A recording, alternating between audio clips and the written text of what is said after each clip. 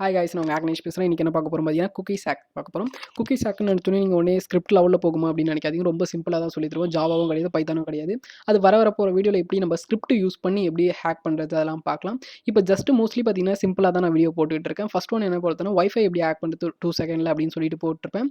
அது பார்த்தீங்க ரொம்ப சந்தோஷம். நெக்ஸ்ட் வந்து இன்னொன்று போட்டிருப்பேன். தென் எப்படி ஆட்டோ சேவில் வச்சிருக்க பாஸ்வேர்டு அதை டாட்லாம் இருக்கும் பார்த்தீங்களா, ஆட்டோ சேவில் கொடுத்துருந்தேன். ஸோ அந்த பாஸ்வேர்டு எப்படி வியூ பண்ணி பார்க்கறதுன்னு போட்டிருந்தேன்.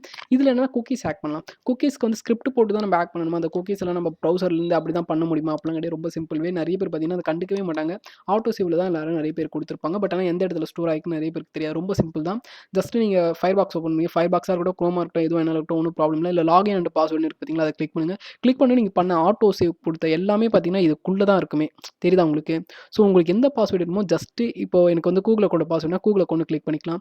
இல்லை எனக்கு ரவுட்டரோட பாஸ்வேர்டுனா ரவுட்டர்னு கொடுத்துட்டு இந்த ஹை பட்டன் இருக்குது பார்த்தீங்கன்னா, அது ஷோன்னு கொடுத்தீங்கன்னா போதும். ஓப்பன் வைஃபை அப்படின்னு கொடுத்துருக்கேன் என்னோட ரவுட்டருக்கு.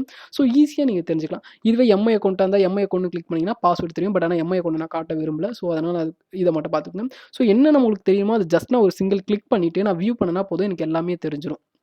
ஸோ பாஸ்வேர்டு எல்லாம் இதுக்காக நான் ரொம்ப ஸ்கிரிப்ட் லாங்குவேஜ் அந்த லெவலுக்குலாம் போக வேணாம். யார் யாருக்கு தெரியுமோ அவங்கவுங்க இந்த மாதிரி யூஸ் பண்ணிக்கலாம். மோஸ்ட்லி பார்த்தீங்கன்னா நிறைய பேர் வந்து எதுவுமே பண்ண மாட்டாங்க. ப்ரௌசரில் வந்து ஆட்டோ சேவ் தான் மோஸ்ட்லி கொடுத்துருவாங்க. காலேஜாக இருக்கட்டும், ஆஃபீஸாக இருக்கட்டும், அதெல்லாம் கண்டுக்க மாட்டாங்க. ஸோ இது தெரியாது, அவன் நிறைய பேருக்கு தெரியாதுன்னு சொல்லிட்டு இந்த இடத்துல சேவ் ஆகுது. ஏதோ நம்ம கிளிக் பண்ணும்போது ஆட்டோ கொடுத்தா அதுவே ஆட்டோமேட்டிக்காக டைப் ஆகிடும் அப்படி தான் நினச்சிருக்காங்க. பட் மோஸ்ட்லி பார்த்தீங்கன்னா எல்லாமே குக்கீஸில் தான் போய் ஸ்டோர் ஆகும். அதாவது ப்ரௌசரோட ஹிஸ்ட்ரியிலும் போய் ஸ்டோர் ஆகும். அதை நம்ம ஈஸியாக வந்து கேதர் பண்ணிக்கலாம். இன்னும் போகிற வீடியோவில் வந்து ஹிஸ்ட்ரியிலேருந்து எப்படி எடுக்கிறது அப்படின்னு சொல்லிட்டு பார்ப்போம்.